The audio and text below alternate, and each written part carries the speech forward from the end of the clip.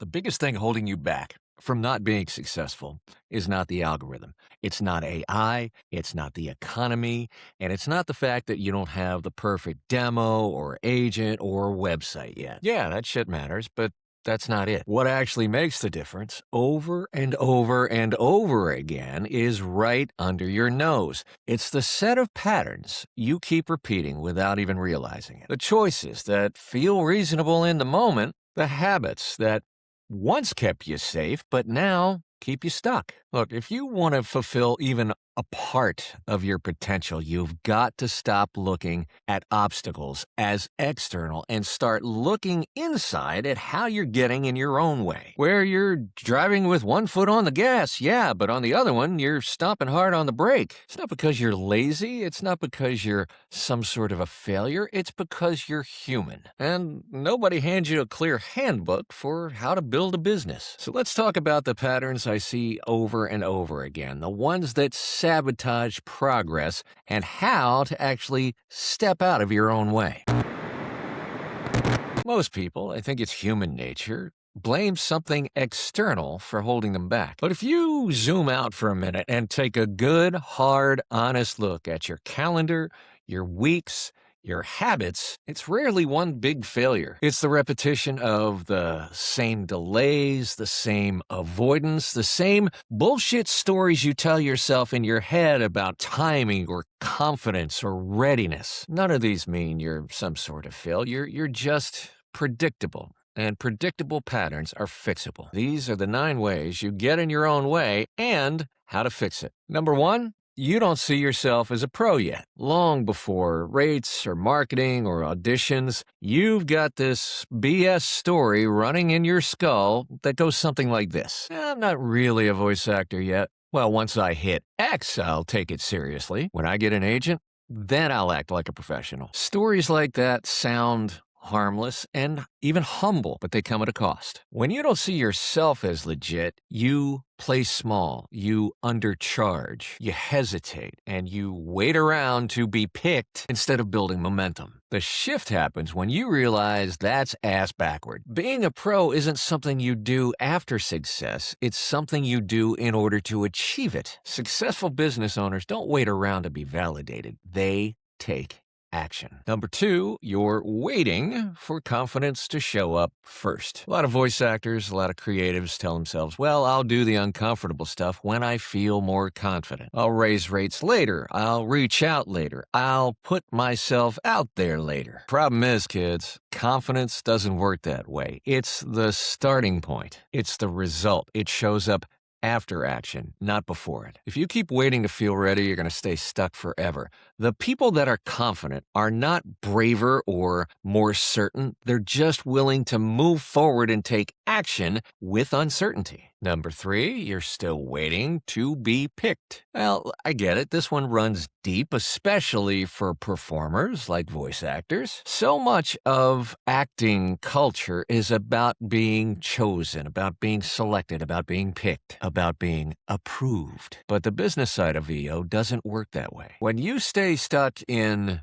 waiting mode, you're handing over control. You're delaying progress until somebody else decides that you're worthy. Business owners don't wait around to be chosen. They create opportunities. They start a shitload of conversations. They measure action, not moods, not feelings. The moment you stop waiting around and start reaching out, the power dynamic shifts in your favor. Number 4, perfectionism cosplaying as high standards. This is one of the most common traps, especially among capable, smart people. You tell yourself you're just being thorough, right? You want to do things right and that quality matters, and it does. But there's a line where preparation stops being responsible and starts being protective. Endlessly rewriting emails, tweaking demos for months, reworking and reworking and reworking websites before getting them the hell out there. It feels productive and it feels justified, but at the end of the day, nothing fucking gets done. Author Brené Brown says this: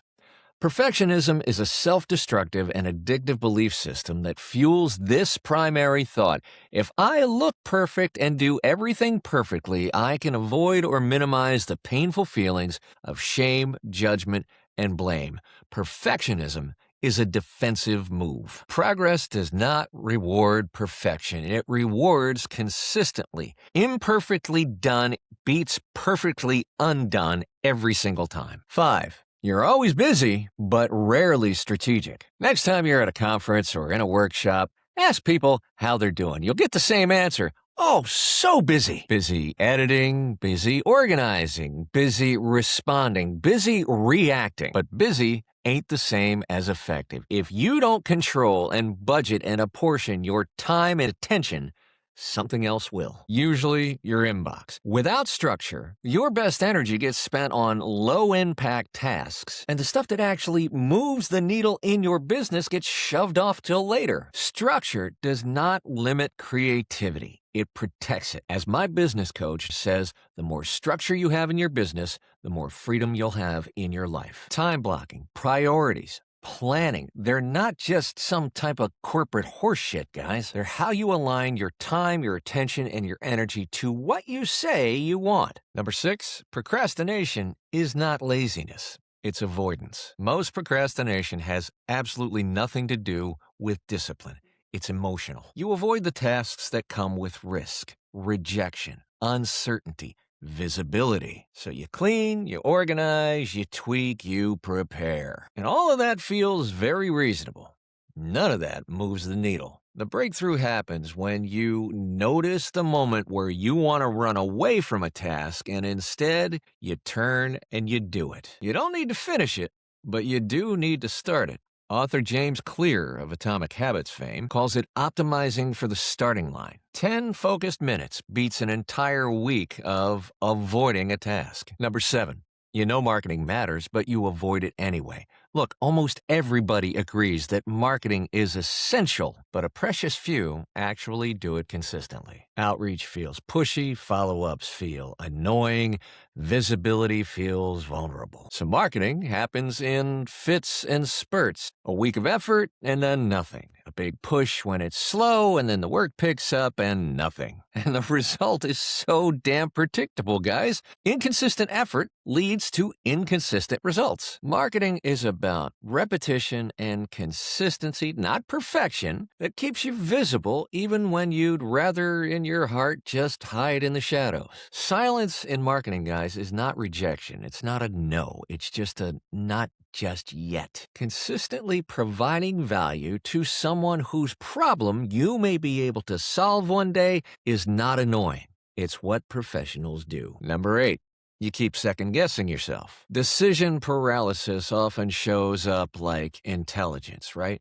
Preparation, research, comparison, right? Optimization is a big one. But at a certain point, it just becomes a way to avoid commitment. You switch strategies too quickly. You revisit decisions you've already made. You keep your options open instead of taking action. Progress compounds, guys, when you give things a little time to work. There is no perfect choice. The only perfect choice is one you stick with long enough to learn from and move forward. And number 9, you don't have a structure for accountability. And this is where everything ties together. Most of these problems persist because there's not a system catching them. No weekly review, no tracking, no feedback loop. When nothing is measured, everything is optional. But when you can see your actions, your patterns start to change. When you track your efforts, progress becomes real. I used to work with a sales manager in Rochester who once told me, what gets measured grows. You don't need a complicated system. You just need one simple way to be honest with yourself. Now, if you recognized yourself in some or maybe even all of these, it's not a permission slip to beat yourself up. It's just information. These issues aren't about talent or intelligence or motivation or willpower. They're just about structure. And without structure, the best of intentions are eventually going to fade. But with structure, even mediocre effort is going to compound over time. That's why so many smart, competent, capable people stay stuck way longer than they should. It's not because they're lazy or procrastinating or because they're not good enough. It's because they're trying to build a business, which is a huge endeavor without the structure to support it. The way out, guys, isn't just trying harder. Getting out of your own way does not require a full personality transplant. It requires better decisions, clearer priorities, and repeatable systems. Every pattern you noticed here is something you can change. Now, it's not a switch that you flip. You're not going to change it overnight. You're not going to be perfect, but you will be able to change it steadily. And you don't need to fix everything right now. Pick one pattern and interrupt it. Work on it. Start there. Build structure around it. Repeat the process for another pattern. You're not waiting for your break. You're building it. And once you know how to get out of your own way, you'll be surprised how much room there was to grow all along. If this video helped you, if it brought you value, if you think it can help someone else, please like, share, comment, hit the notification bell on YouTube, follow us on the audio podcast. If you would be so kind, leave us a nice little review. The more we share tips, strategies, techniques, and so on right here, the better, stronger creative industries, including voice acting, we're going to have for everybody. The better job we're going to do for our clients, the better we're going to provide for our families, the better we'll make the world. Thanks so much for checking us out, and we'll see you back here again real soon.